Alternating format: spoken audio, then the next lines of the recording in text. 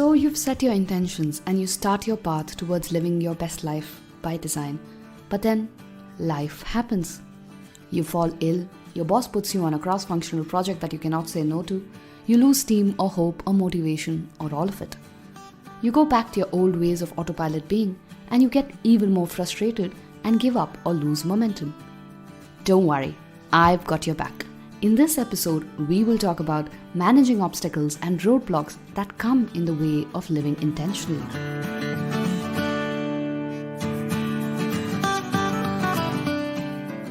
Hello and welcome back to a brand new episode on the Own Your Everyday series in the Being Miraculous podcast. I'm your host and self-awareness coach Shweta Shivraman. This episode is the last one in our 4 series on living life by design.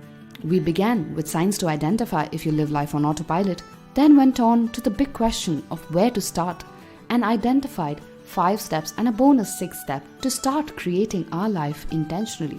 But let's be honest, no matter how good our intentions are, our routines can get disrupted. We can find ourselves not in a position to do the things that are in service of our highest self and lifetime dreams.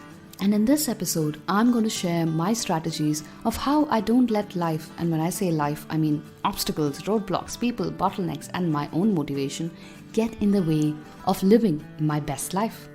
Are you ready for it? Here we go. 1. Plan for failure. People often think I'm a pessimist when I ask them to plan out what they'll do if they fail in their intended routines or habits even before they get started. But this is a strategy that has worked wonders for me. Is one of the steps you've identified for living life intentionally, walking 10,000 steps in a day. Now, right below it, write down what you're going to do on days or weeks you don't get 10,000 steps in a day. It's not about pessimism, it's about being honest. There will be situations where you're not going to live up to your ideal day or routine. Say there's a personal emergency in the family, a third cousin's wedding, or simply an awful day at work. You are going to miss hitting your goals on such targets, and being prepared and having a plan for failure ensures you bounce back real quick. So a plan for failure might look like I'll eat a no-carb dinner on days I miss 10,000 steps to compensate. So this is just off the top of my mind, but figure out plans of action on what you'll do that day and how you'll manage before and after so you are not caught off guard. 2. Aim to make minimum viable progress.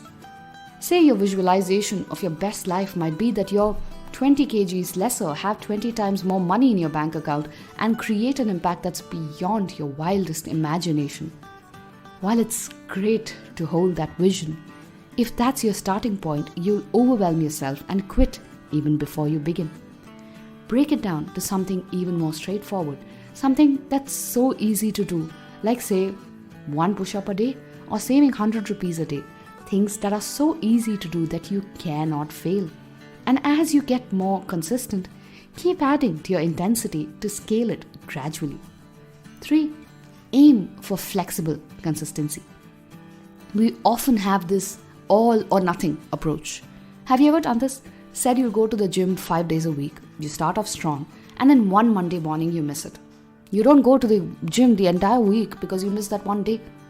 And this derails our progress more than missing that one day.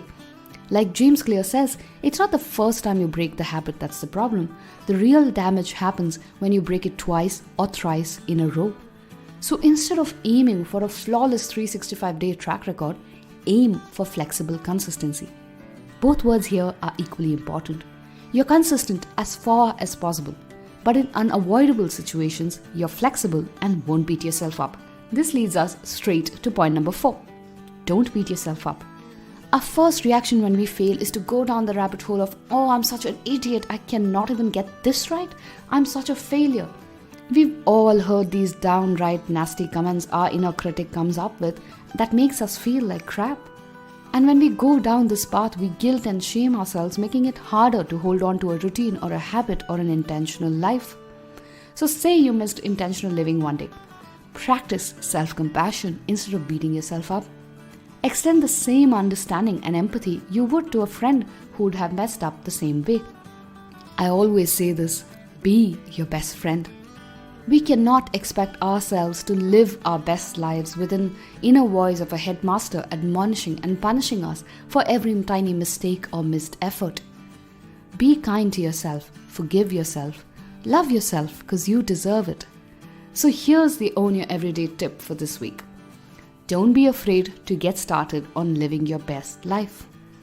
Plan for failure, break down your goals, aim for flexible consistency, be your own best friend, and simply become unstoppable. If you'd like more support, I'm always available. You can DM me on our social media handles at beingmiraculous, BEINGMERAKLIS, and book one of our sessions. We have Coffee with Shway. We have many sessions where you can actually catch me live. We have monthly meditation circles. Come on in and let's brainstorm together. Until we meet again, this is Shweta Shivram signing off, hoping you get to live the most fabulous and intentional life by design in your life consciously.